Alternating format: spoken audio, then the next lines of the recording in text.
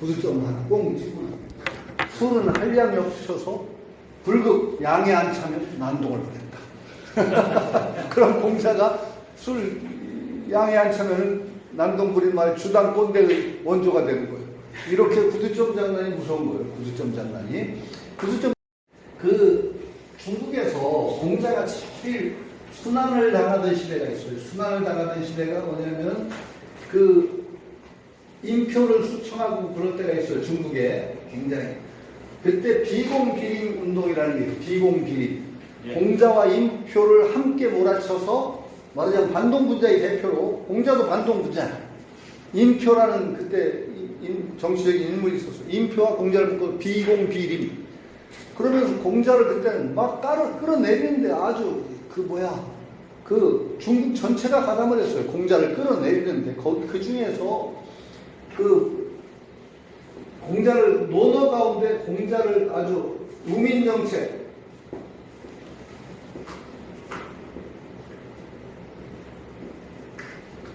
논어 가운데 나오는 구절이야.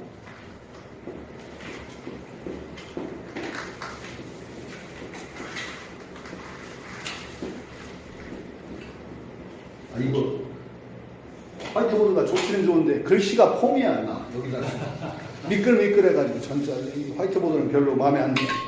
글씨가 삐뚤어져서 힘줘서 붓글씨처럼 쓸 수가 없어요. 공자 말에 이런 말이 있어. 민가사 일지. 가사는 시킬 수 있다. 유는 따를 유자야. 백성은 따르게 할 수는 있지만 불가사 지지 알게 할 수는 없다. 백성은 이끌어서 명령을 내려서 따르게 할 수는 있지만 백성으로 하여금 그 정책의 이유와 그것을 알게 할 수는 없다.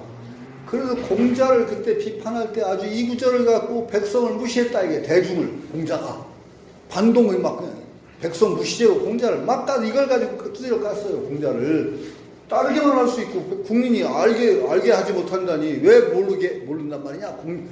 국민을 무시하냐 이래가지고 공자를 이걸 가지고 막 두드려 잡았어. 여러 군데 있지만은. 그런데 중국은요, 공자를 끌어내리고선 중국이 성립을 할 수가 없습니다. 공자라는 사람이 깔아놓은 바탕 위에 중국 문화가 있는 거예요. 그러니까 공자는 중국 문화의 아버지야. 공자가 빠지면 중국 자체가 성립 안 합니다. 그 이전에 내려오는 문화를 공자가 집대성이라고 해요. 전부 모아서 실컷 치고를 정리를 했습니다. 공자가. 그 다음은 공자가 정리한 그 바탕 위에서 문화가 발전하는 거예요. 근데 공자를 끌어내고서 자기들이 어떻게 살 길이 없어. 그러니까 이제 공자를 복권을 시켜야 되잖아요. 막 끌어내려놨으니까. 이래놨으니 어떻게 복권을 시켜. 이거 가지고 이것도 이제 공자를 좋은 방향으로 끌어내야 될 거 아니야. 이것도 이제 이 사람들이 구두점 장난을 합니다. 어떻게 해? 민가사. 여기다 구두점 펑 찍어. 불가사 하나 찍어. 어떻게 돼요? 민가사. 백성이 불일만 하면 유지 따르게 하고 불일만 하지 못하면 알게라도 한다. 말 돼요? 어떤 사람은 이것도 여기다 안 찍고 여기다 찍었어. 민불가. 백성이 괜찮으면 사유지 따르게끔만 시킨다는 따르게 만들고 불가 안 되겠거든. 알게라도 한다. 이런 장난은 이게 무슨. 그런데 이 장난은 좀 심한 게, 공자 시대에 매스컴도 발달하지 않았을 때 그 백성들을 다 알게 할 수가 있었을까요? 없었을까요? 안 됩니다. 안 되는 걸 어떻게 요구해, 공자한테. 따르게 할 수는 있으면 알게 할 수 없다는 건 당연한 얘기야. 어떻게 매스컴도 없고 방송도 없고 그런 시대에 다 백성을 알게 만들어? 이 정책은 꼭 이래서 해야 되는 거야. 당신 이해해줘. 다 설득할 길이 없던 시대인데 저걸 가지고 공자를 깐다는 게 말이 안 되는 거죠. 문화혁명 때인가요? 예? 문화혁명 때. 그렇죠. 홍익명인가? 문화혁명. 전후해가지고 그때 인표라는 인물이 있었어. 인표.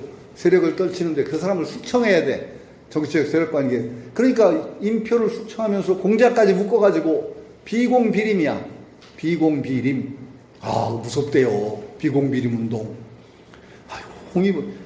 중국은요, 자기들이 그 홍위병하고 문화혁명의 역사를 지금도 부끄러워합니다. 지금도 부끄러워해요. 그것 때문에 자기들이 15년을 늦었다고 봅니다. 적어도. 역사 발전이. 근데 그거를 이제 우리가 어떻게 이해해줘야 되느냐. 정치적인 이유도 있지만, 모택동이 의도한 바가 있어요. 그들은 이제 계급화가 되는 걸 굉장히 꺼립니다. 지식분자라는 이런 사람들이 자기가 태어나면서 잘난 줄 알고 어떤 대중의 위에 있다고 생각하면은 안 되죠. 그건 이유가 돼요. 끌어내려야 되는 거야. 지식분자들. 그런 특권의식을 가지지 못하도록 하겠다는 게 중요한 그 이유예요. 문화혁명과. 그건 아주 틀린 이유는 아니야. 지금도 마찬가지라고 생각해요. 우리 사회에서도 지식을 가진 사람들이 그런 사람들이 자기가 보통 사람보다 우월하다고 생각하면 되겠어요? 안 되겠어요? 그거 큰일 날 일입니다. 지가 좀 머리 좋고 배운 게 많은 게 마치 특권 계급인 양 그렇게 인식하면은 그건 참 안 되죠. 안 되죠. 오히려 자기가 좀 배운 게 많고 한 사람들은 의무를 가져야 됩니다. 내가 이만큼 배운 것은 남들이 도와줘서 그런 거고, 하여튼 어쨌든 간에 그러니까 내가 진 짐이 무겁다고 생각해 옳지, 이게 난 특권 계급이다. 너희들보다 나는 잘났어. 이런 의식 가지면 안 되는 건 틀림없어요. 그런데 또 하나 그걸 그렇게 끌어내다 보니까 어떻게 되냐. 사회를 이끌어가는 원동력이 상실돼. 어떻든 간에 사회는 뭔가 지식을 가지는 사람들 대접을 해줘야 자꾸 고급의 지식이 자꾸 나오잖아요. 그렇죠? 그 전문가를 왜 대접하는지 아세요? 전문가를 위해서 대접하는 것도 있지만은 전문가를 대접을 안 하면 사회 발전이 중지가 됩니다. 왜? 누가 전문가 하려고 그래요? 힘든데. 그렇죠? 그 전문가를 대접을 해줘야만 자꾸 그걸 하려는 사람들이 나와서 지식이 발전하고 과학도 발전하고 기술도 발전하는 거예요. 홍위병과 문화혁명이 그냥 그 전문가나 지식분자를 그냥 깡그리 깔아뭉개 놓으니까 누가 하려고 그래?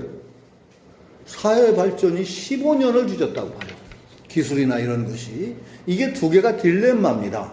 우리 역사가 건강한 역사 발전을 하려면 어떻게 해야 되느냐? 전문가와 지식인을 대접을 해줘야 돼. 그래서 그걸 하려면 조금 희생도 해야 되잖아요. 전문가 되려면 남들 하는 것처럼 다 놀고 못 하잖아. 다 놀고 할 수 있으면 얼마나 좋겠어? 돼요? 안 돼요? 안 됩니다. 또 그게. 옛날부터 그게 좀 함께 되기가 힘든 게 있어. 옛날 그래서 어릴 때 여자를 알면은 어떻게 된다고 그랬어? 여자라면 공부하는 게 자갈로 밥 지키라 그랬어. 여자 알고 놀기 좋아하는 놈들이 공부한다는 건 자갈로 밥 지키야, 모래로 밥 지키야. 안 돼. 왜? 그때 공부하고 그럴 때는 에너지를 몰았어야 됩니다. 이쪽으로. 근데 그거 놀 거 다 놀고 여자 밝히고 쾌락 즐기고 하면서 되냐? 안 돼요. 그런데 그걸 힘을 아껴서 그런 전문적인 지식을 하고 하는 사람들을 대접을 해줘야 그걸 참아내고 하는 거야, 이제. 그걸 안 하면 되나? 근데 이제 전문가나 이런 사람들이 특권의식을 가지고 나는 너희들보다 위야. 계급적으로 너희들보다 이런 의식을 가지면 이게 또 사회가 망하는 거예요. 이놈들이 이제 잘난 척을 하고 지들이 본디 잘났다고 생각하고 이게 대접을 해주는 건 왜 해주느냐? 너 그거 배운 거 우리한테 빨리 풀어줘. 이래서 대접을 해주는 건데 이거 지가 잘났다고 생각하고 군림을 하려고 하면은 이게 묘하게 이제 착취구조가 생겨요. 착취구조라는 게 공산주의에서 그거 싫어하잖아요. 그 지식인들이나 가진 놈들이 볼 빨아먹는 이런 구조는 정말 안 좋거든. 그러니까 두 개의 균형을 잘 맞춰야 돼요. 전문가를 대접해 주되 그들이 특권의식을 가지고 군림하지 못하게 요 두 개를 잘하는 게 지금도 힘든 거예요. 지금도 힘든 거예요. 공자를 저렇게 그냥 깔아뭉개고서 다시 복권시키느라고 저 용을 쓰는 걸 봐요. 아이고 참 불쌍해 죽겠어. 이제 다 복권됐죠. 뭐 지금 뭐 공자 팔아먹느라고 또 중국 정신 없어요. 아시안 게임이나 올림픽 같은 거 뭐 그런데 보니까 공자로 막 도배를 하더만 또. 공자 합당 유명하잖아요. 예, 유명해요. 공자는 그럴 만한 중국에서 위치가 있죠. 그게 유욕으로 줄을 끊느냐, 무욕으로 끊느냐가 달라요. 무라는 건 근본이니까. 무는 근본이건 우주자연의 유를 넘어서는 근본이니까 항상 있는 무를 가지고 그 도의 그 오묘한 그것을 살피려고 하고 상유. 이를 있는 거. 무로부터 이 있는 세계가 나왔거든. 무로서 관기요. 요라는 건 돌아가는 것. 귀착점. 유라는 건 도가 나와서 세계로 쫙 번져나간 귀착점을 본다. 그러니까 언제나 우리가 여러분들 이게 도덕경은 이 부분은 굉장히 우리 속된 말로 얘기하면 골 때리는 부분이에요. 그러니까 이 부분은 어려울 수밖에 없으니까 이해를 해주셔야 돼요. 다음에 좀 나가면은 응용도 많이 나오고 그러지만 유무를 논하고 도가도 비상도 이런 부분은 그 노자 철학의 근본점이기 때문에 굉장히 좀 수상적인 얘기가 많을 수밖에 없다는 걸 이해해 주셔야 돼요.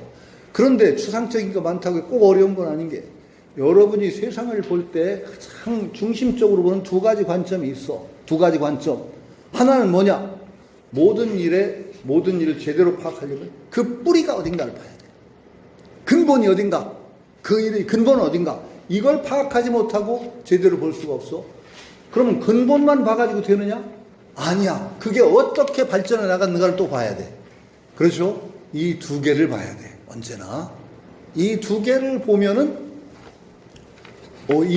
모든 것의 근본을 처음과 끝을 알 수가 있다. 처음은 무고, 노자 철학으로 처음은 무욕, 욕심 없음. 나의 가장 사람의 무욕이라는 유욕은 뭐냐?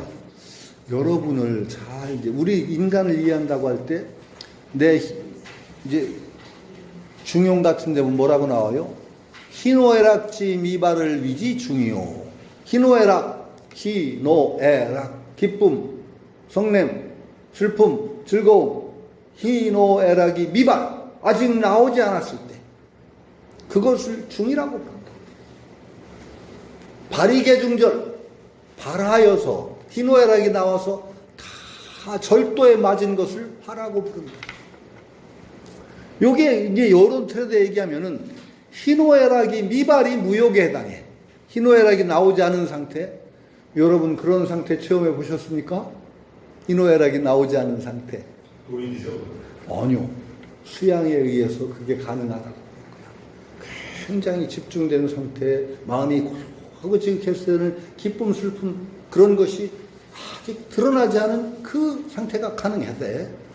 그런 상태를 유지하는 사람은 어떤 대상이 딱 닥치면은 기쁠 때는 딱 기뻐하고 슬플 때는 딱 슬퍼하고 성낼 때는 딱 슬퍼하고 그게 딱 경우에 들어맞는 것 그게 화야. 희노애락이 미발한 상태를 딱 지키고 있을 수 있는 사람 평상시에 그런 사람은 어떤 대상이 왔을 때 거기에 딱 맞게 대응을 해. 딱 맞게. 그런데 평소부터 이게 희노애락이 바탕이 없어. 희노애락이 미발한 걸 체험을 못하고 막 들쭉날쭉하면은 어떤 기뻐하는 일이 왔는데 이게 반응이 잘못돼서 성을 내. 슬퍼할 때 웃어.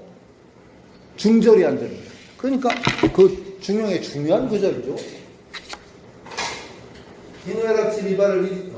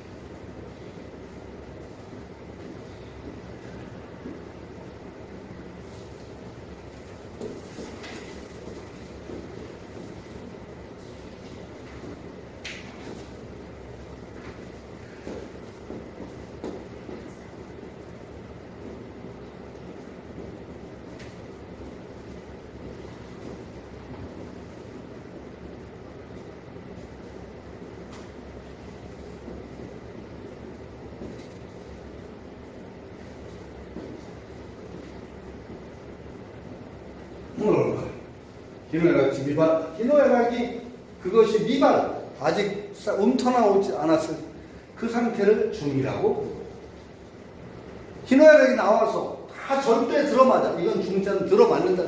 딱 절대에 맞아. 기쁠 때 기쁘고 슬플 때 슬픈 거 그때 딱 들어맞는 그것을 화라고 부른다. 이 중화는 굉장히 어려운 개념이에요. 우리가 우선은 평상시에 중의 상태를 유지하게 해야 됩니다. 벌써 이미 마음이 기울어 있어. 중을 지키지 못하고 그러면은 대상을 그대로 제대로 응하지 못하니까 화도 못해요. 이 중요해서는 어떻게까지 공덕을 찾냐고 그러냐. 시중화, 중화를 이루게 되면, 중과 화를 이루게 되면 천지위원 만물유원. 중화를 이루면 하늘 땅이 제자리를 잡고 만물이 제대로 육성된다. 이렇게 무서운 개념이야. 중화라는 건 쉬운 건 아니죠. 여기서는 그런데 비유를 하자면은 무욕은 저기에서 아마 중에 대응이 될 것 같아요. 무욕은 아직 욕망이 나오지 않은 상태지. 욕망이 나오지 않은 상태 무욕이야.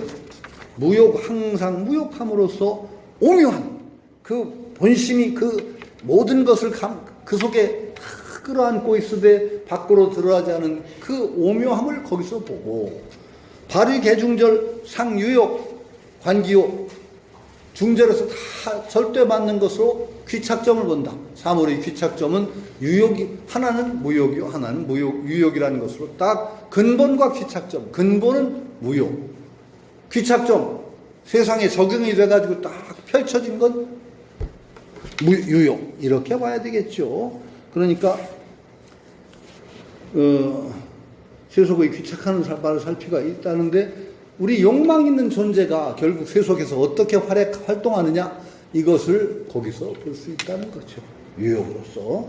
욕심이 있는 사람이라고 주를 하는 건 조금 이 주가 좀 의심스럽긴 한데, 항상 욕심 있는 것으로서 만물이 어디에 돌아가는가, 귀착하는가를 볼 수가 있다. 이렇게 하는 거죠. 차, 양자, 동출이 이명. 차, 양자, 이 두 가지는 여기서 중이라고. 무욕과 유욕은 마음의 두 상태일 뿐이에요. 무욕, 딴 게 저쪽에 무욕은 따로 있고 유욕은 따로 있는 게 아니라 한 마음, 거기서 나오는 것일 뿐이야. 그 마음 상태가 무욕이냐 유욕이냐지, 무욕 있는 건 따로 있고 유욕 있는 건 따로 있고 하는 건 아니죠. 두 가지, 유욕과 무욕은 동출이 이명. 같은 데서 나와, 함께 나와, 같은 데서 나오지만 이름이 달라. 굉장히 달라요. 동출이 이명. 그런데 결국은 둘 다 참으로 오묘한 것이야. 자, 오묘한 건 근본만 오묘한 게 아니라, 자, 세상이 얼마나 오묘해요? 여러분들이 이제 이게 세상을 볼 때 참 수양을 하는 방법 중에 하나가 그것도 있어요. 세상을 보면서 찬탄해. 참 오묘한 세계다. 얼마나 오묘합니까? 이 사람마다 이렇게 다른 모습을 보면은 어떻게 이렇게 하나도 똑같고 다 다를까요? 참, 세상 만물이 어떻게 무엇으로부터 나왔는데 이렇게 오묘하게 전부 다 다르고 다 지향하는 바가 다르고 다 그럴까요? 이게 유욕의 결과입니다. 유욕의 결과. 그걸 볼 때 감탄하는 마음을 가져보세요. 참 오묘하다. 참 대단하구나.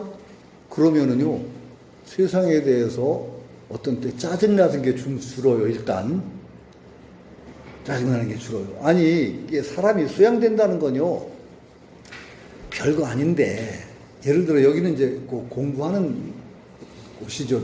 도량이죠. 공부는 이제 호흡을 여기서는 중심으로 하죠. 근데 거꾸로 마음이 차분해지면 호흡 공부가 저절로 돼요. 마음이 차분하지 않으면 용을 써도 호흡이 안 돼. 그거 아세요? 용 써도 호흡 잘 안 됩니다. 마음이 들쭉날쭉한 사람 호흡 잘 안 돼요. 마음이 딱, 그래서 정도를 걷는 사람은 우선 마음이 차분히 가라앉아. 마음이 차분히 가라앉게 되면 어떻게 되느냐? 호흡이 가라앉아요. 그래서 제가 호흡 공부의 요체를 얘기할 때, 사람이 도덕적인 삶을 살고 원칙을 지키는 삶을 살아야 되는 게 호흡 공부의 중요한 요체야. 세상을 개판으로 사는 사람이 절대 공부할 수가 없어요. 이거 굉장히 중요한 얘기인데 이거 망각하는 사람들이 많아. 그러니까요, 뭐냐, 마음이 차분하게 가라앉으면은 반호흡 공부가 돼. 자, 가라앉는 순간에 호흡이 길어져. 그 욕심이 들끓고 거기에 막 그냥 변덕이 파죽하고 세상에 부딪히면서 거기마다 흔들리는 사람 호흡이 될 턱이 없어. 그러니까 가장 기본적인 게 사실은 도덕적인 삶과 차분한 정신이에요. 그런데 차분한 정신을 가지는데 이런 관점들 세상이 참 오묘하구나. 이런 마음을 가지는 것 자체가 공부의 시작점이 됩니다. 그 인격이 닦인다는 게 호흡하고 함께 갑니다. 그래서 제가 얘기한 게 있어요. 어떤 사람, 자기가 평생을 성공하는 비결이 되는 가장 쉬운 방법이 하나 있었대. 그 사람은 꽤 괜찮은 사람인데, 어떤 사람이 이상한 짓을 자기한테 와서 해.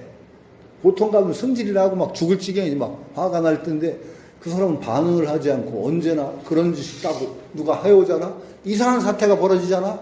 납득할 수 없는 사태. 그럼 막 폭발할 것 같고 그럴 때마다 폭발하기 전에 어떤 생각부터 했냐? 거참 묘한 사람일세? 이 생각부터 했대. 거참 묘한 일이네? 그럼 어떻게 되는 줄 알아요? 마음에서 푹 터지려던 게 거참 묘한 사람이네? 하는 순간에 요만큼의 여유가 생겨, 마음에. 요만큼의 여유가 생기면 바로 마음이 직접 불뚱불뚱 끓던 게 탁 일단 가라앉고 시작을 해. 그럼 세상을 행해 나가는 동작 하나하나가 조금씩 하분해지는, 조금씩. 자, 우리가 그냥 그거 없이 어떤 사람이 하는데 바로 폭발에 덤벼들어 싸워. 그럼 막 그다음부터 파도 치는 거예요. 파도 치는 상태는 호흡이 제대로 안 되는 상태예요. 자, 우리가 공부를 해나간다는 건 어떤 우리가 잠심 수련을 하고 굉장히 몰아서 한 번에 공부를 할 때가 있어요. 그때 하고서 평상시 생활을 개판으로 하고 막 그냥 들쭉날쭉 하면 그때 쌓아놓은 공부를 다 까먹는 삶이야. 까먹어. 계속 까먹어. 공부 안 돼. 까먹고 또 언제 앉아 열심히 공력 떨어졌다고 열심히 앉아서 이제 호흡을 해야 돼. 그럼 열심히 요만큼 쌓아놓은 생활에서 그냥 들쭉날쭉한 그 파문 속에서 까먹어. 그 공부는 안 쌓여. 까먹기 공부라는 거예요. 까먹기. 쌓았다. 까먹고. 쌓았다. 까먹고. 공부는 어떻게 해야 되는 거냐? 딱 앉아서 수련을 하는 그 차분한 마음의 상태가 삶 속으로 이어져야 돼. 이어져서 정말로 제가 그 호흡도 평상시에도 놓지 말라고 그러잖아요. 불교하는 사람들이 화두 놓지 않는 것처럼 늘 호흡을 챙기는 마음을 가져야 돼. 호흡 챙기는 마음하고 그거 묘한 사람이네. 참 그거 묘한 일이냐고 똑같아. 어떤 일이 딱 닥쳐. 그때 딱 다짐하지 달려들기 전에 호흡 한번 딱 챙겨. 호흡 한번 딱 챙겨. 호흡이 더러 떨어져요. 굉장히 다릅니다. 한번 딱 챙기느냐 안 챙기느냐가. 그러면은 우리가 앉아서 호흡을 하고 했던 그 힘이 생활 속으로 이어지면서 공력이 생활 속에서도 조금씩 쌓여가. 그리고 다시 그게 앉아서 집중적인 수련할 때 더 쌓여. 나날이 그래서 깊어가야 되는 거야, 공부가. 이러지 않고 열심히 해서 생활 개판을 해서 까먹고 좀 공력이 또 꼭 버릇이 공력이 좀 쌓인 것 같으면 힘 자랑을 하고 싶거든. 예? 그래요. 되게 사람이 그런 거요. 그러니까 내가 좀 내공이 쌓였다고 다 까먹어. 그럼 평생에야 쌓이는 게 없어. 안 됩니다. 그러니까 이 참 같은 마음에서 나오는 두 측면, 무욕, 비유를 하자면 미발과 이발, 이런 두 측면을 참 신비롭다고 봐야 돼. 같은 마음에서 같은 몸, 정말로 모든 욕망이 드러나지 않은 그 상태, 거기서 모든 욕망이 나와가지고 일상생활을 삶을 영위해 나가는 그 두 측면을 딱 보면은 이 두 가지가 다 오묘하기 짝이 없어요. 오묘하기 짝이 없어. 그래서 이걸 뭐라고 하느냐? 동위지현이라고 불러. 현이라는 건 이때 검다는 뜻이 아니죠. 뭐라고 하죠? 검다를? 옛날에 그 천자문 읽을 때 어떻게 읽었어요? 하늘 천다지 가마솥에 누른 밥 그랬지.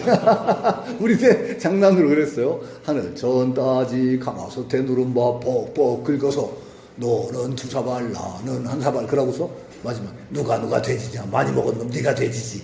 뭐 이렇게 우스개를 했는데, 가마솥에 누른 밥 할 때 그게 거물현이 아니라 가물현. 그렇게 읽었어요. 우리는 가물현. 그것도 의미가 있었던 것 같아. 그게 검다는 건 누가 그러는데 가물가물하다는데 가물가물한 데서 정말 아득하면서도 오묘하다는 그런 느낌이 온다는 거지. 이건 검다라고 안 하고 현자를 쓰면서는 보통은 오묘하다 이런 뜻으로 보죠. 동위지현. 예? 오묘하다는 뜻인가요? 예? 현자는 오묘하다는 뜻이에요. 어디에서? 현빈을요. 그렇죠. 현빈. 오묘하다는 검은 암컷이 아니고 그때는 오묘하다 이런 뜻이죠. 그러니까 하늘에서 기를 받은 것, 여기서는 현자는 하늘이라는 의미라고 그랬어요. 동위지연, 이건 오묘하다는 뜻을 넘어서 하상공주는 요 특이하게도 이 현자를 하늘, 근본, 하늘에서 나온 것이다. 유욕이나 무욕이나가 결국 한 마음이고, 한 마음의 뿌리를 들어가면은 결국 하늘이니까 진짜 오묘한 근원, 거기서 나온 것이라고 할 수 있다. 그래서 현을 뭐라고 하느냐? 현은 천야, 언 유욕진, 여 무욕진, 동기어, 동수기어천. 그러니까 유욕이나 무욕한 상태나 결국 근본 자연, 거기에서 나온 것이다. 천에서, 하나의 천에서 나온 것이다. 그런데 여기서는 또 어떻게까지 얘기하냐? 하늘 속의 하늘. 하늘도 하나만이 아니야. 하늘 속의 하늘. 하늘 속의 하늘. 이건 또 무슨 얘기일까? 하늘 속에 또 하늘이 있어요? 하늘이 몇 겹 있는지 아세요? 하늘이 몇 겹? 네? 네? 불교에서는 삼천대천세계가 있다고 그러는데 보통은 일반적으로는 구중천입니다. 구중천. 구중천이라고 불러요. 서양도 비슷해. 클라우드 나인이라는 말 담배 아세요? 여기 담배 피는 분. 클라우드 나인 아세요? 클라우드 나인 담배가 있어요. 뜻이 뭐? 그게 무슨 뜻인지 아세요? 뿅 같다는 뜻이에요. 네, 똑같다는 뜻이에요. 클라우드 나인이 영어 표현으로 I am in cloud nine 그러면 나 뿅 같다 소리. 그러니까 나 9겹의 구름 구중천에 있다는 소리야. 그게 그러니까 뿅 같다 소리. 클라우드 나인이 서양도 구운인데 하여튼 그 뿅 같다 소리를 클라우드 나인이라고. I am in cloud nine. 근데 보통 구중천이라고 하는데 그 천하니까 오늘 참 그 생각난다. 불교에서는 마왕 파순이라는 거 알아요? 마왕 파순이. 불교의 마왕 중에 대마왕을 파순이라고 합니다. 마왕 파순이. 마왕 파순이가 굉장히 높은 사람입니다. 욕계의 하늘이 몇 겹이냐면 6하늘이 있어요. 욕계에는. 쭉 이렇게 해서 이렇게 나가는데 제석천이라고 해서 환인, 단군 할아버지 아버지라는 환인천왕 있잖아요. 환인천왕이 사실은 이제 그 일련 스님이 그 삼국유사에다 불교식으로 각색을 해서 집어넣는 바람에 이상하게 된 건데 환인천왕이 인도 신화의 제석천이야. 그리고 신화로 따지면은 인도 고대 신화에 인드라라는 신이 있어. 인드라. 벼락신입니다. 벼락신. 인드라라는 신이 그게 인드라가 인도 신화에서 이제 제석천이요. 제석천이 인드라고 그게 한자로 환인이야. 환인천왕하고 제석천하고 인드라는 같은 왕인데 욕계의 제3천이라는 하늘의 왕이 제석천이에요. 삼천. 욕계의 그 타화자제천인가? 아니. 무슨 천이더라? 삼천의 왕이 제석천이야. 불교를 수호한다는. 파왕 파순이는 욕계 6천. 그게 타화자죠. 거기에 하느님이야. 제석천보다 더 높아요. 마왕 파순이가. 그럼 마왕이라고 왜 부르느냐? 욕계의 주인이야 말하자면 최고 주인이야. 욕계라는 건 뭐예요? 욕심이 중심이 되는 세계 아니에요. 욕망. 근데 마왕 파순이 입장에서는 깨달은 사람이 나오는 건 아주 괴로운 얘기야. 자기는 욕망을 먹고 사는 존재인데 깨달은 이가 자꾸 나오면 욕망의 세계가 자꾸 부서져. 그렇죠. 욕망 세계의 주인이야. 마왕 파순이.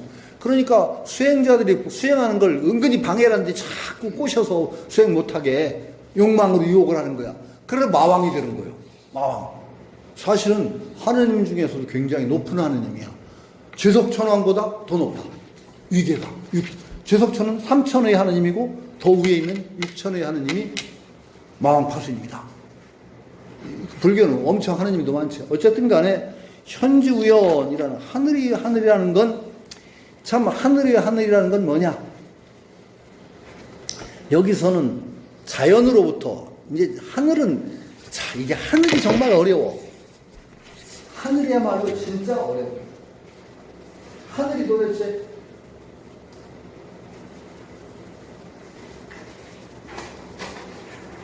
하늘처럼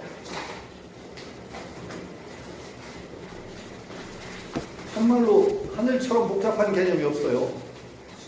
하늘이 뭘까요, 이게? 이 우선 우리가 보는 하늘, 그렇죠?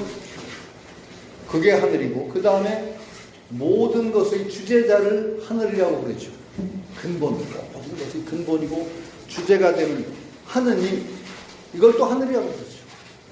어떤 때는 천연 사이다. 천연이라는 말은 천연이라고 할 때는 자연이라는 뜻이야. 그렇죠? 그러니까 하늘은 우리가 보는 하늘도 있고 모든 것의 근본이 되는 주제자라는 뜻이 있고 그 다음에 자연이라는 뜻도 있고 굉장히 어려워. 근데 장난을 치면 하늘보다 더 높은 게 있어. 아비지야. 지하계 꼴통 여기서 나와. 요새는 이거 무슨 엉터리 지하계가 무슨 높아. 요새는 남편 하나도 안 높죠. 이? 요새 여성 중심이 가요. 무슨 지하계가 뭐 하늘보다 더 높아.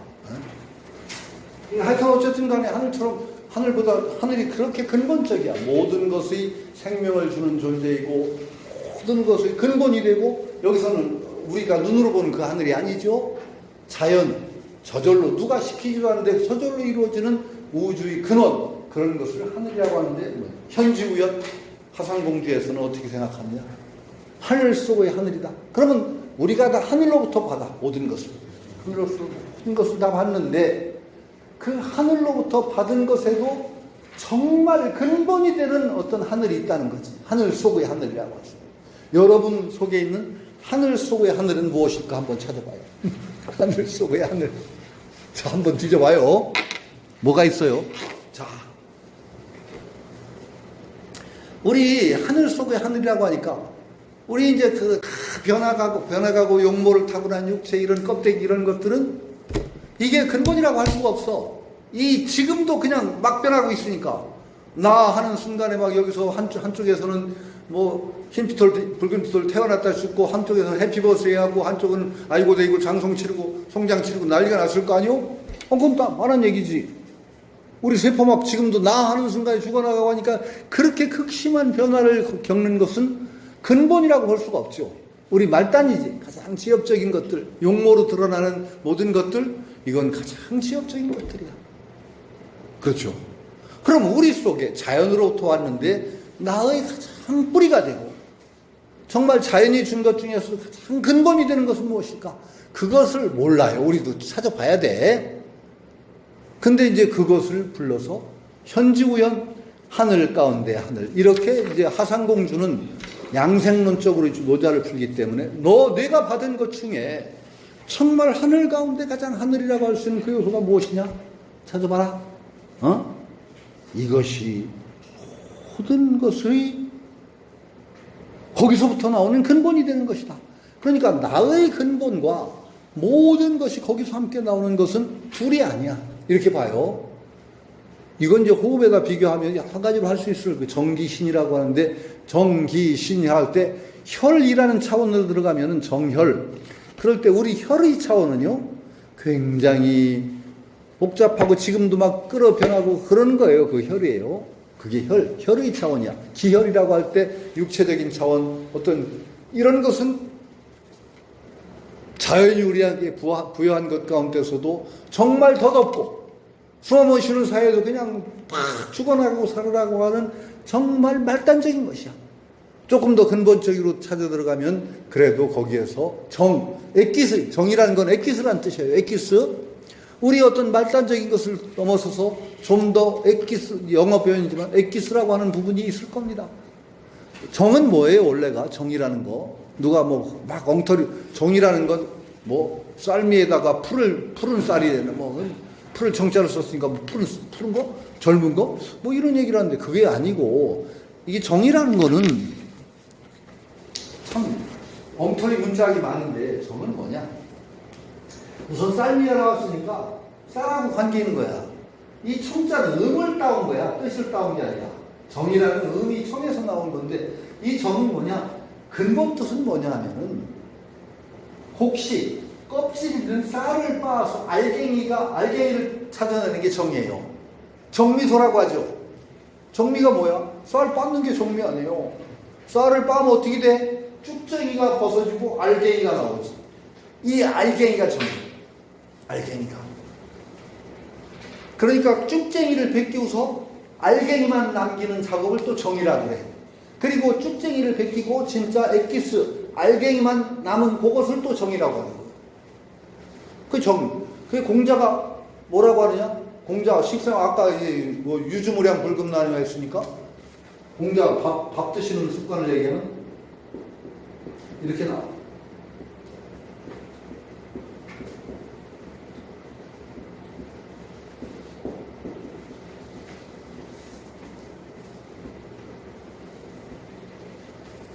이때는 식이라고 안 읽어요.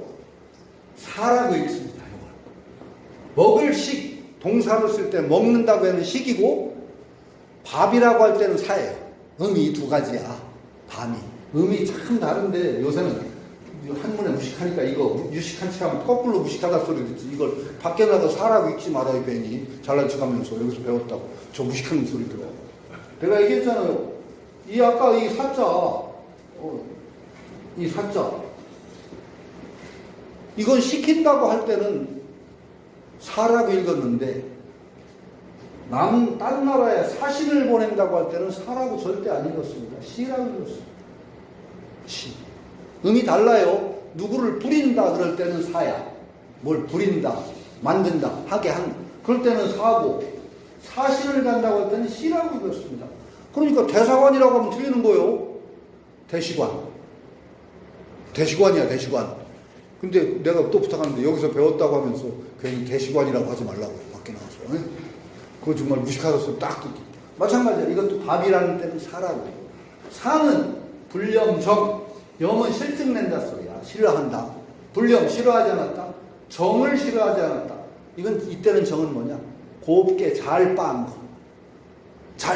이게 쌀 빻는다는 뜻이거든, 정이.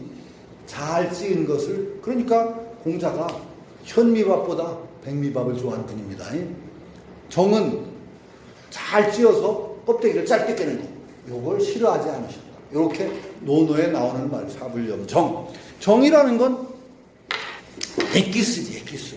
우리 어떤 혼탁하고 더러워지고 금방 들끝을 병하는 그런 어떤 혈에서도 정말로 알갱이라고 할 수 있는 건 엑기스는 좀 순수하죠.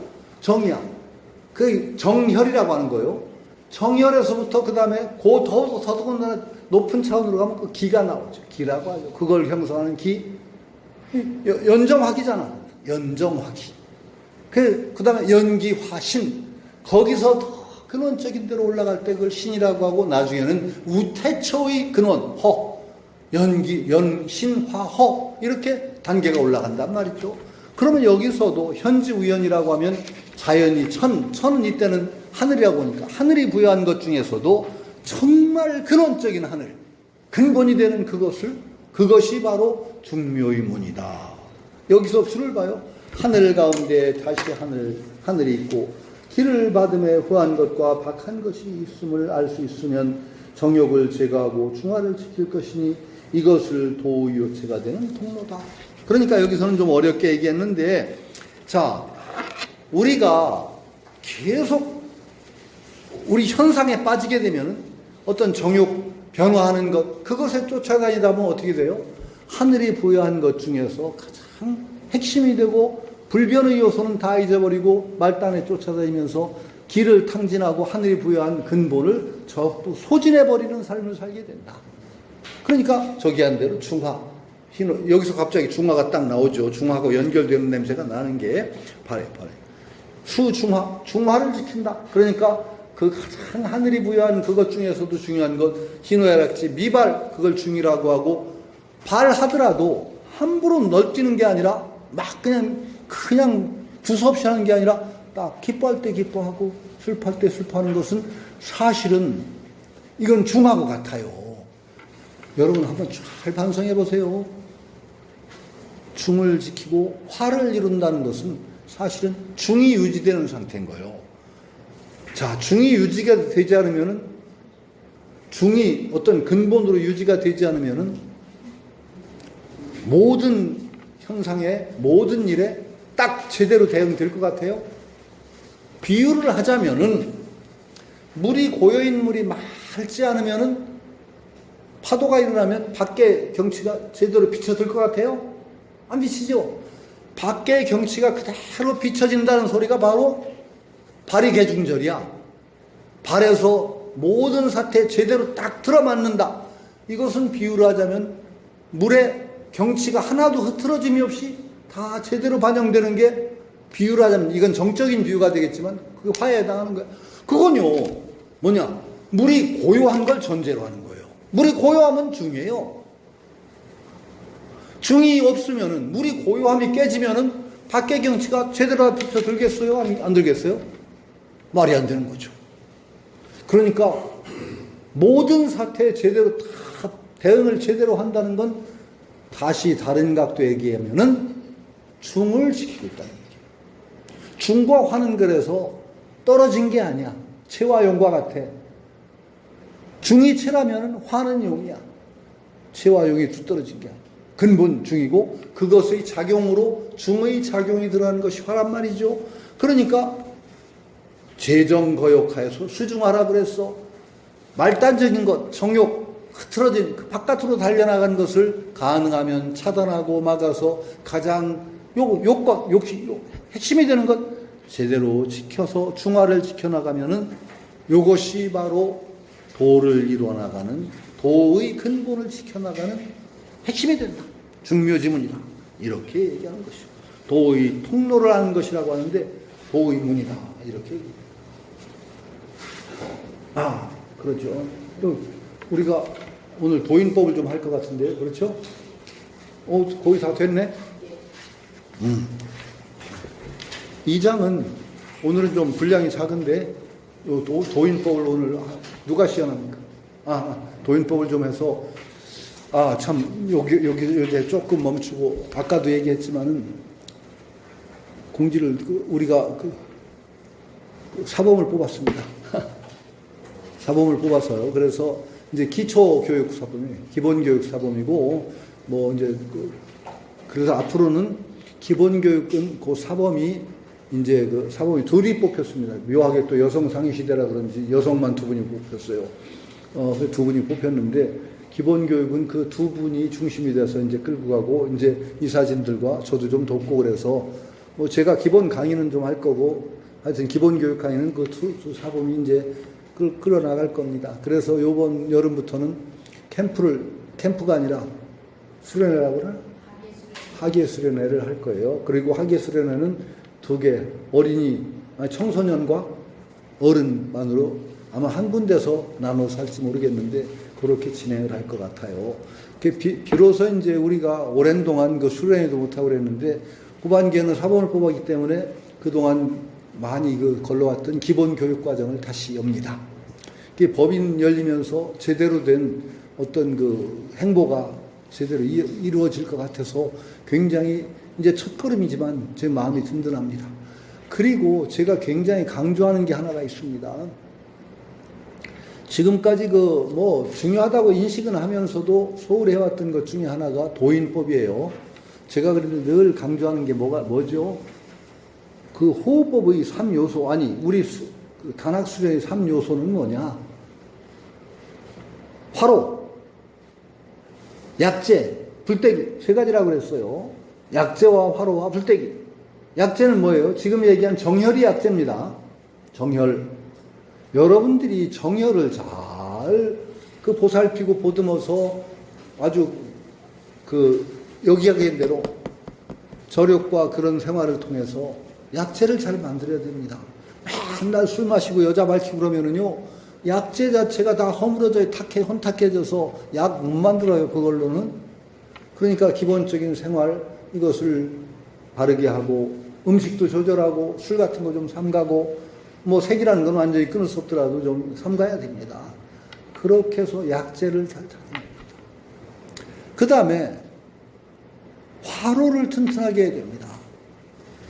다음에 이제 세 번째 요소부터 얘기하면 불때기입니다. 불때기. 불을, 단약을 만드는, 몸속에다 우리 단약을 만드는 건데, 불때기를 잘해야 되는데, 이 불때기가 보통의 불때기가 아니에요. 하루 이틀 불 때는 것도 아니고, 화력 조절도 엄청나게 세밀해야 되고, 어떤 때는 엄청난 고열의 불때기가 필요해요. 고열의. 화로가 튼튼하지 않으면 다 터져요. 그러니까 단약 잘 만들다가 화로가 깨지는 겁니다. 그 오죽하면 왜 도가야 제가 서유기를 써서 하는데 그 유명한 화로들이 있어요. 태상로군이 연단하는 화로다. 팔별호라든지 태상로군, 그러니까 삼청 중에 하나죠. 태상로군의 화로, 그 화로를 불때기 하던 도동 뭐 이런 게 나와요. 그 부채질하고 불때기 맡은 태상로군의 화로 같은 건 엄청나게 귀해. 엄청나게 튼튼하고.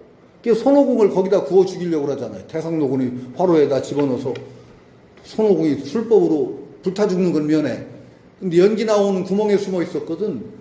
근데 계속 연기가 나오는 구멍에 숨어 있다 보니까 하도 연기를 쐬어서 눈깔이 빨개졌다고 그러지. 그 뒤로는 원숭이 눈깔이 빨간 이유가 손오공 때부터 태상로군의 화로에서 불을 쐬서 그랬다. 근데 그런 정도 얘기가 될 정도로 화로가 중요해요. 하루 이틀 불 때는 것도 아니고 가벼운 화력으로 뭐 약탕관 끓이듯 하는 게 아니야. 다 깨져요. 불때기 잘해야 돼요. 하고 화로 튼튼해야 됩니다. 불때기는 정말 오랜 동안의 호흡이에요. 호흡이 바로 불때기에 해당하는 거예요. 근데 우리가 화로가 중요하다는 걸 알면서 그걸 소홀히 하는데 가장 화로를 다스리는 가장 기본적인 게 뭐냐? 우선 음식 조섭 잘하고 건강한 몸이고 운동하는데 운동 중에서 가장 기본 그게 도인법이에요. 공부하는 사람들이 도인법을 꾸준히만 하면은 화로 깨질 일이 별로 없어요. 근데 이걸 소홀히 하면 화로가 깨져요. 화로가 깨져요. 깨지면은 그거 붙이기 정말 힘들어요. 그래서 지금 제가 법인 이사장을 맡고 굉장히 하나 힘줘서 얘기하는 게 우리 호흡을 얘기하고 도인을 얘기했지만은 화로 다스리는 도인법에 대해서 홍보가 좀 미흡했던 것 같아. 여기다 다 붙여놓긴 했어도. 그래서 지금 도인법 사범도 선발을 해가지고 지금 계획은 아주 이쁘고 쭉 빠진 미녀로 그걸 도인법 시연을 쫙 해가지고 우리 홈페이지에다가 표준 도인법을 쫙 홍보를 하려고 합니다. 너무 좋은 생각이에요. 너무 좋은 생각이죠? 네. 요즘 보면 전문가보다 좀 젊고 예쁜 여자 하는. 이게 아무리 잘해도 늙어 빠진 남자가 하면 그거 아무 소용없어. 그러니까 아주 이쁘고 쫙 빠진 이거 가르쳐 줘가지고 쫙 가르쳐 주고 저는 이제 퇴근권을 하고 그러는데 퇴근권 이제 가끔 동영상이 나오거든요. 노인네들이 한 동영상 잘하기는 잘하는데 눈길이 어디 가느냐? 미녀 사범이 그냥 이쁜 여자가 그냥 유연하게 쫙쫙 하는데 뿅 간단 말이 정말로.